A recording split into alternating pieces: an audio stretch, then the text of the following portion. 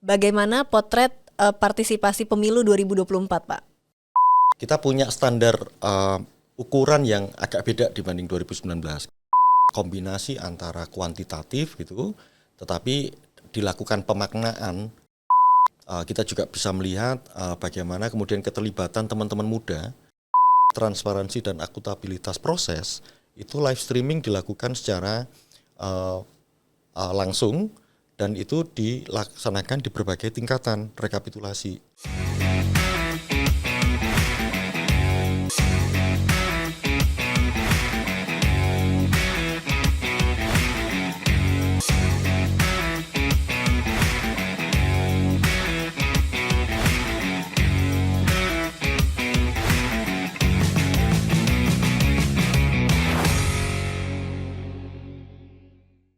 Halo teman pemilih, kembali lagi bersama saya host podcast KPU RI, Nona Evita. Teman pemilih, hari ini podcast kita kedatangan tamu yang sangat spesial. Ini adalah episode spesial loh teman pemilih. Bersama saya telah hadir anggota Komisi Pemilihan Umum Republik Indonesia, Bapak Agus Melas. Apa kabar Bapak? Halo, baik. Terima kasih Pak sudah berkenan hadir di studio kita untuk membersamai teman pemilih. Pak, Sama-sama. Sudah lega belum Pak? Ya lega, nggak lega lah. Lega lah. Lega nggak lega. Pak, pemungutan suara dan penghitungan suara pemilu 2024 sudah berlangsung. Ya. Bagaimana menurut Bapak terkait pelaksanaan pemilu 2024? Ya, gini teman-teman, kalau misalnya dari sisi proses antara sejak kami dilantik ya, kemudian penetapan jadwal tahapan dan program, sampai kemudian anggaplah puncak itu di hari H 14 Februari, banyak hal yang sebenarnya kalau kita gunakan ukuran-ukuran yang objektif ya, terkait dengan data segala macam, itu justru pelaksanaan pemilunya bisa dikatakan sangat lancar. Karena misalnya begini, kita bisa lihat tanpa bermaksud memperbandingkan ya, kita bisa lihat misalnya di hari H itu berbagai skema kerja yang kita tetapkan itu sebenarnya kita bisa memitigasi banyak hal. Misalnya kekhawatiran kita tentang urusan daftar pemilih, kemudian kekhawatiran kita tentang kecukupan logistik atau tidak, dan kekurangan atau tidak, itu justru relatif tidak menjadi persoalan yang berarti untuk sampai hari H 14 Februari. Nah, termasuk skema kita dalam mengelola sumber daya manusia yang kemudian kalau diperbandingkan 2019 lalu kan banyak korban jiwa ya. Sebenarnya kan kita tidak mengukur berapa banyak atau kecil ya, karena satu nyawa ya tetap itu berharga. Tentu kita berempati luar biasa ke mereka yang berpulang. Tapi yang jelas dari sisi tata kelola untuk pengurangan beban kerja, itu teoritis bisa berkurang hampir 90%, 80 sampai 90% beban kerja dari terutama teman-teman kita yang bekerja di tingkat badan ad hoc, yang khususnya yang di TPS di situ. Nah, memang pada akhirnya ada jatuh korban dan kemudian jumlahnya juga sudah ada dan sudah disampaikan juga kemarin dalam RDP dengan Komisi 2 dan pemerintah, itu kemudian proses santunan segala macam itu berjalan. Dan itu data-datanya bisa langsung kita akses tuh, kita ketahui bersama-sama gitu. Data-data itu semua Pak? Iya, betul. Di mana Pak aksesnya Pak? Jadi kalau kemarin kan itu laporan penyelenggaraan evaluasi ya, penyelenggaraan pemilu 2024 disampaikan langsung oleh Ketua KPU dalam bahan paparan di depan Komisi 2, jadi publik langsung bisa mengakses. Nah, termasuk kalau data itu kan berasal dari Biro SDM ya. Di situ sebenarnya. Baik Pak, tahapan yang baru saja kita lalui terakhir ini kan tahapan rekapitulasi dan penetapan hasil Pak. Saat proses rekapitulasi kemarin, diagram hasil pemilihan Pilpres sempat ditutup. Mungkin ini juga menjadi pertanyaan masyarakat umum ya Pak. Mengapa sempat ditutup Pak? Ya, sebenarnya gini, kalau tadi yang saya sampaikan, kalau dari sisi data-data yang tersedia ya, indikator-indikator yang kita bisa ukur bersama, sampai dengan hari H relatif masalah-masalah itu bisa terkelola. Bahkan kemudian jumlah misalnya pemungutan suara ulang, pemungutan suara lanjutan, penghitungan ulang itu datanya itu bahkan setengah dari pelaksanaan pemilu 2019 dan itu semuanya terekam dalam website Sirekap. Nah, jadi misalnya kalau ada 1000 sekian data ya, hasil dari rekomendasi, dari Bawaslu, segala macam, itu semuanya basis dokumen administrasinya ada. Nah, untuk yang khusus rekapitulasi, sebenarnya begini, begitu tanggal 15 Februari sampai tanggal 18 Februari, kalau kita lihat data yang ada di Sirekap ya, dan kemudian muncul dalam bentuk grafis dan juga angka, itu posisinya sudah 66,66%. Jadi kalau kita hitung satu hari pasca hari H sampai tanggal 18 Februari, itu rata-rata setiap hari data yang masuk, unggahan C hasil itu sekitar 20%. Jadi relatif tidak ada kendala. Nah, tapi kendalanya satu ternyata. Begitu data yang diunggah di hasil image formulir C Plano ya, yang dari TPS kemudian diunggah ke Sirekap, website Sirekap, dan kemudian dikonversi menjadi angka dan diagram. Kemudian tanggal 23 Februari dan tanggal 26 Februari kami KPU RI melakukan konferensi pers terkait dengan rilis data sekaligus update perkembangan pelaksanaan pemilu. Nah, di situ misalnya kita sampaikan tuh data-data ke publik, kalau misalnya yang hasil masukan dari publik ataupun yang temuan dari sistem yang kita punya, itu kan muncul tuh sebenarnya sekian data yang kemudian kita koreksi segala macam. Nah, sampai tanggal 26 Februari, dan kami sangat berterima kasih kepada masyarakat secara luas karena kami bisa mendapatkan banyak feedback, masukan, misalnya C hasil planonya di TPS begini, tapi begitu diunggah dalam Sirekap image-nya sama, tetapi begitu dikonversi kemudian ada catatan di situ. Nah, termasuk beberapa pihak yang kemudian secara mandiri mengelola C hasil dari KPU, basisnya kan dari KPU tuh C hasilnya, diolah sedemikian rupa yang kemudian justru menggugurkan sejumlah tudingan-tudingan bahwa pengubahan data itu kemudian menguntungkan calon tertentu. Nah, ternyata justru kesimpulannya tidak ada tendensi atau preferensi ke paslon tertentu. Jadi setiap paslon misalnya itu selalu ada. Nah, termasuk yang pemilu legislatif itu di tanggal 26 Februari. Nah, pada akhirnya tanggal 28 Februari kan kita mulai rekapitulasi pemilu nasional untuk suara pemilu luar negeri. Yang itu kemudian berlangsung sampai sekitar tanggal 4 Maret. Unggahan untuk C hasil, kemudian D hasil yang di kecamatan, nanti sampai kabupaten kota D hasilnya, D hasil juga untuk provinsi dan nasional, kita tetap komitmennya untuk diunggah dalam sistem Sirekap, dan itu juga bisa dikonfirmasi dengan data yang tersedia yang ada, dan kemudian untuk mengkompensasi atau mensubstitusi transparansi yang tetap berjalan dan kemudian proses akuntabilitas yang kita juga harus penuhi, itu kemudian sejak tanggal 28 Februari ketika rekapitulasi nasional untuk penghitungan perolehan suara luar negeri PPLN di 127 PPLN ya, waktu itu dalam 2 panel ya, itu kita lakukan live streaming. Nah, live streaming itu kemudian direplikasi, diduplikasi untuk rekap-rekap di tingkat PPK atau kecamatan, dan ya memang nggak semua kecamatan ya karena memang akses internet kalau itu. Tetapi di tingkat kabupaten kota dan kemudian provinsi semuanya live streaming. Jadi publik pada akhirnya bisa tahu dalam rangka menjaga transparansi dan akuntabilitas proses, itu live streaming dilakukan secara langsung, dan itu dilaksanakan di berbagai tingkatan rekapitulasi yang berjenjang. Dan memang basis utama dari undang-undang pemilu kan memang penetapan perolehan suara nasional secara nasional itu memang basisnya adalah penghitungan yang dilakukan secara manual dan berjenjang di situ. Dan akhirnya publik tahu bagaimana kemudian dinamika forum, bagaimana penelusuran kalau kemudian ada keberatan dari saksi partai, dari saksi peserta pemilu, dari Bawaslu, ataupun ada catatan-catatan formulir kejadian khusus yang itu kemudian bisa disclosure. Bahkan di tingkat nasional itu sampai misalnya kalau buktinya manifest ya, misalnya diketahui peristiwa di TPS A, di TPS tertentu gitu, kemudian di desa, kelurahan, kecamatan, kabupaten, kota, dan provinsi, serta jenis pemilu yang mana, maka proses rekapitulasi di tingkat nasional saja itu bisa langsung menelusuri sampai ke tingkat TPS, dan itu jadi semacam lesson learned tersendiri. Dan itu proses panel ya yang berlangsung di panel A dan panel B untuk khususnya rekapitulasi penghitungan suara nasional untuk provinsi yang dilakukan di KPU RI sejak tanggal 9 Maret sampai tanggal 20 Maret. itu jadi pembelajaran yang luar biasa dan itu menyediakan sejumlah data yang sangat kaya tentang bagaimana kemudian KPU punya komitmen untuk menjalankan proses transparansinya, akuntabel dia, dan dia bisa didisclosure oleh siapapun dan bisa dicek oleh siapapun. Saya kira di situ.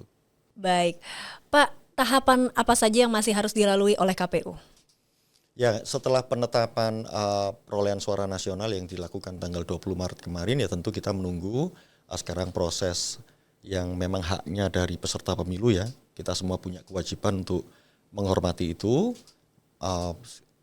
Misalnya ada keberatan yang kemudian diajukan sebagai sengketa hasil di Mahkamah Konstitusi karena memang wilayahnya di Mahkamah Konstitusi, KPU tentu menyiapkan diri untuk misalnya tim hukumnya, kemudian memetakan wilayah-wilayah mana yang nanti terkena dampak ya, disengketakan nanti jenis pemilunya apa, daerah pemilihannya mana. Nah itu sekarang posisinya 2 hari lalu sudah kita lakukan rapat koordinasi melibatkan ketua dan anggota divisi hukum karena nanti yang akan mengurus di MK dan kita sudah siapkan tim untuk itu. Tim hukum ya untuk itu. Baik Pak, teman pemilih mungkin menganggap puncak kerja dari penyelenggara pemilu ada di pemungutan dan penghitungan suara Pak. Betul. Namun masih ada tahapan yang tadi seperti perselisihan hasil pemilihan umum ya Pak, atau sengketa pemilu harus dilalui oleh KPU. Lantas pertanyaan berikutnya Pak, pemilu ini selesainya kapan sih Pak? Ya nanti kayak gini, yang jelas kan masih ada proses lagi setelah proses di MK ini. Nanti kita akan menunggu proses konfirmasi yang dari MK, misalnya mana jenis pemilihan ataupun daerah yang kemudian masih dilanjutkan dalam konteks persidangan dan kemudian mana yang tidak. Kalau yang tidak kan bisa lakukan prosedur berikutnya, konfirmasi dari MK itu. Nanti prosedur berikutnya kan penetapan kursi dari partai politik dan kemudian penetapan calon. Nah dengan begitu ya kalau memang itu prosesnya berjalan, maka tinggal nunggu para pejabat terpilih dari pemilu 2024 untuk dilantik di situ. Berarti selesainya itu kira-kira di bulan Oktober, Pak? Kalau Oktober kan untuk batas waktu 20 Oktober ya untuk pelantikan wakil presiden terpilih di situ. Tetapi apakah itu kemudian berarti kerjaan KPU berhenti? Enggak juga sebenarnya. Masih ada Pak? Masih ada tentu. Karena tahun ini kan juga nanti di akhir tahun 2024 juga dilaksanakan pilkada serentak kan, yang sekarang sebenarnya proses tahapannya sudah berjalan di situ. Dan kalau tidak salah tanggal 31 Maret ini sampai 31 ya, 31 Maret itu akan ada launching untuk pilkada serentak, pelaksanaan pilkada serentak secara nasional yang nanti akan ditindaklanjuti oleh teman-teman KPU provinsi dan kabupaten kota. Berarti estafet ini ya Pak ya? Betul. Dari pemilu ke pilkada nanti. Ya benar. Baik, kita break dulu Bapak, jangan kemana-mana teman pemilih, tetap di kanal YouTube Komisi Pemilihan Umum Republik Indonesia.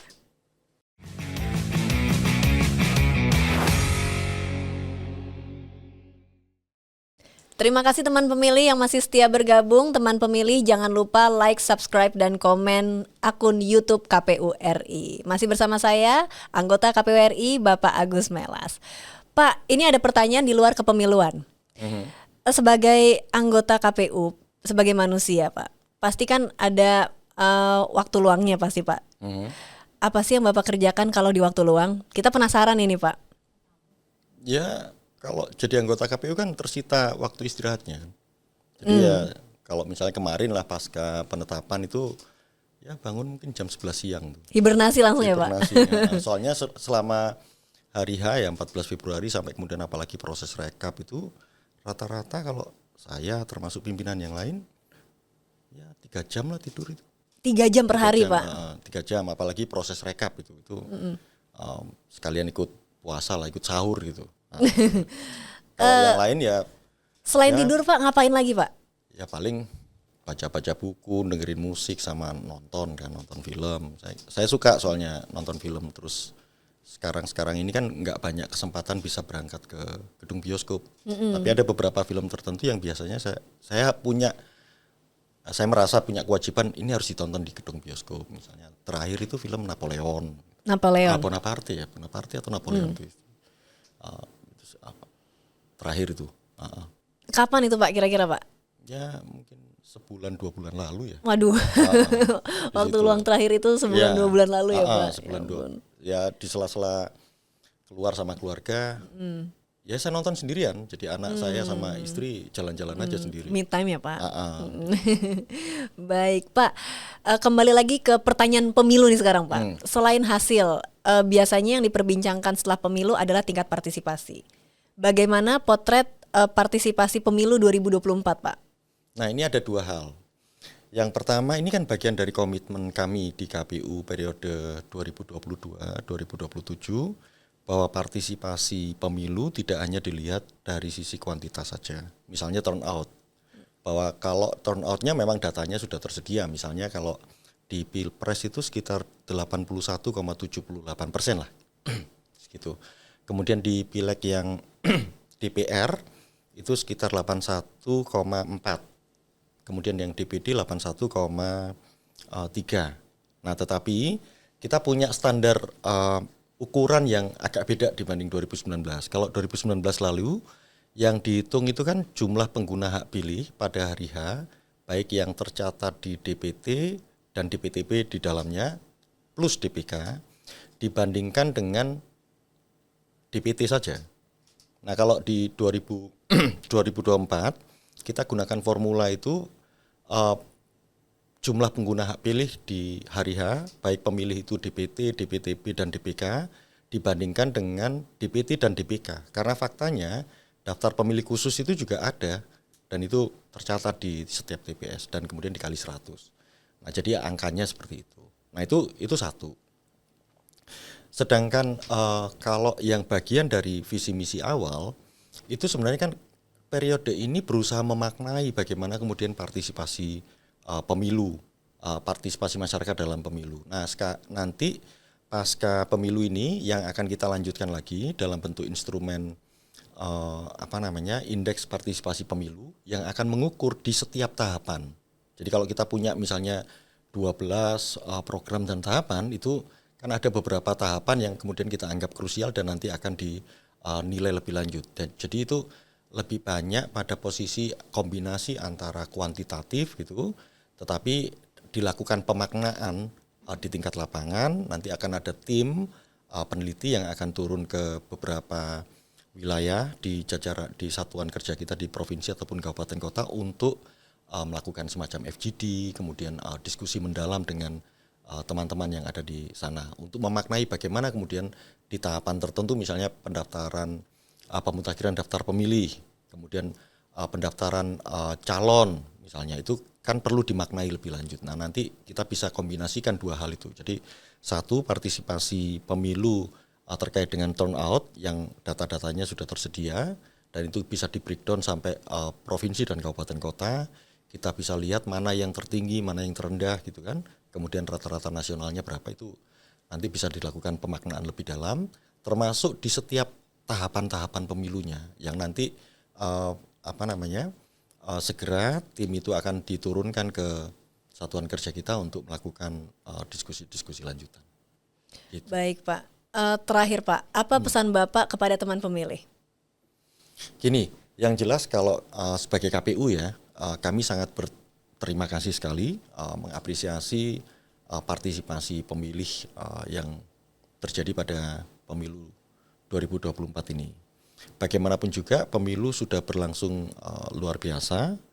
Ini pemilu yang dianggap pemilu paling kompleks dan paling besar di dunia pada satu hari yang sama.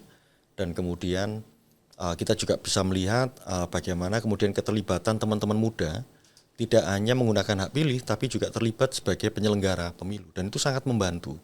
Dan itu luar biasa, mereka tidak hanya sekedar dalam artian merelakan dirinya dan waktunya untuk menjadi penyelenggara, sekaligus melayani pemilih untuk menggunakan hak pilih dan termasuk menjaga kemurnian dari suara pemilih.